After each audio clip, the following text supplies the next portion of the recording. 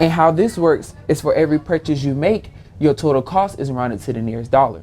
After gaining a certain amount of coins, those coins are then distributed to your liking. And I'm here in the Petite Science Center laboratory, Mr. Wong, as we take our encoded sample and put it in our nanoparticles for mixing. Rob Lanier is the new head coach for the Georgia State University men's basketball team. He shares his love with the sport to mold young men to not only think like a champion,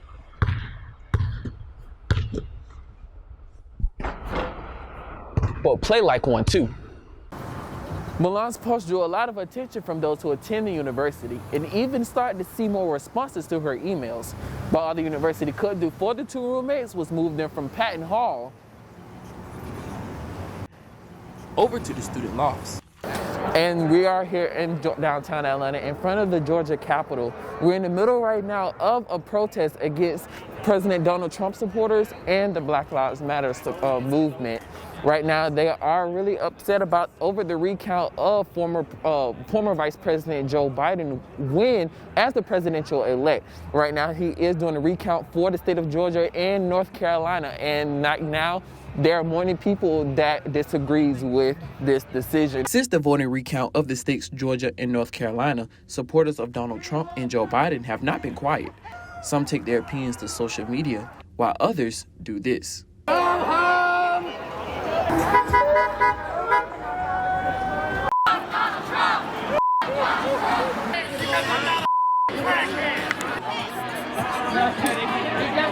This past weekend, individuals came out in front of the Georgia Capitol building to express their feelings towards the presidential election.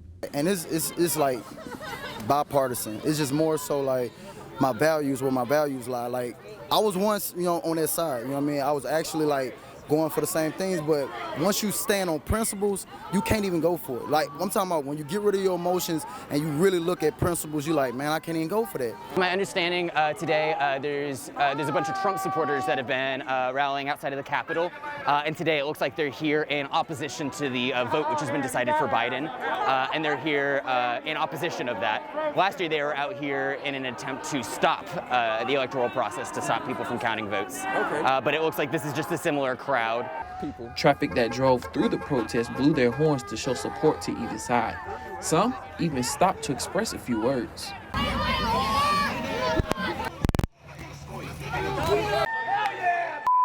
But members of the support for Joe Biden didn't come in front of the Capitol to protest the election, but instead complete community service.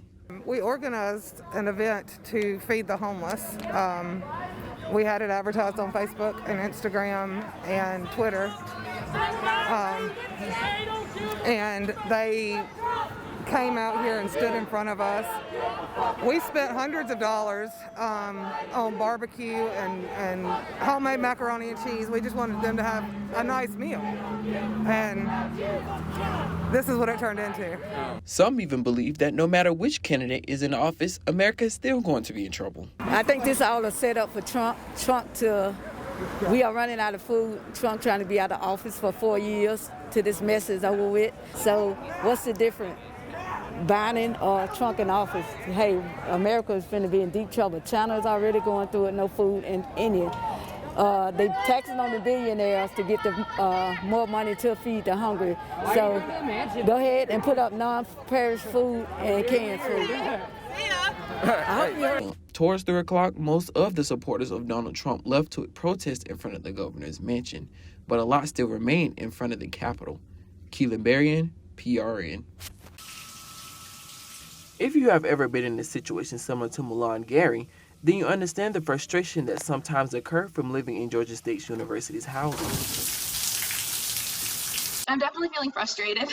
On March 6th, Gary and her roommate's dorm was flooded by the HVAC pipe burst in Patton Hall. It was actually my roommate who had called me. She FaceTimed me and she was like, look, and there was just water coming in from the ceiling, damaging all of her belongings in the process. GSU wasn't liable for any of my things, and neither was Corvius. The two of them sent emails to the university housing and Corvius company, some containing invoices of her damaged belongings, but little to no response were giving back. Gary took her situation to social media, posting a video of her dorm that received over 3,000 views.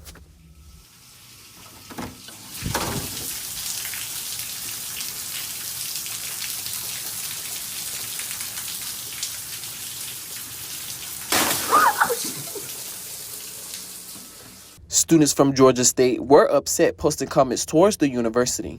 In response, the university made the same comment back to everyone, saying they empathize with her frustration, and the matter is now with Corvia's company Living. And after trying to reach out to Interim Director of University Housing, Shannon Corey, she was unavailable to speak to us.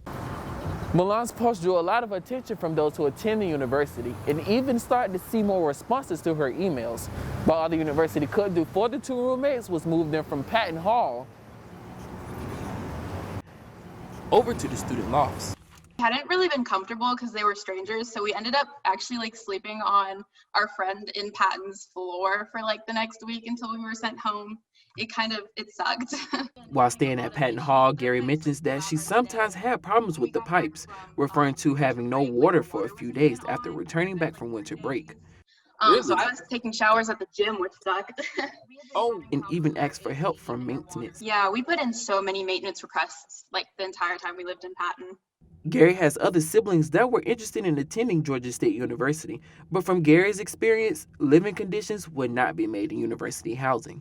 I have like 3 siblings, and all of them were looking forward to going to Georgia State, and I don't think any of them will be living on campus either in any of the dorms. Keelin Berrian, PRN. Social media is used daily for as many connections and interactions in today's society, but not all interactions are deemed to be good. But in this instance, a former Georgia State student of the Newton Perimeter campus have used the interaction on social media that may have changed his life forever. Carlos Porter, age 21, was arrested by the Georgia Bureau of Investigations on December 8th with felony charges of sexual exploitation of children and possession of child pornography. A cyber tip was given from the National Center for Missing and Exploited Children to the GBI regarding a suspected upload of child pornography on a popular social media app. Then, officials searched Porter's electronic devices and found evidence that was determined enough for an arrest. Students at Georgia State heard of the news once the GBI made an announcement of the recent events and caused some of them to feel unsettled. It really did make me feel uncomfortable because that shouldn't be happening. It's our leader.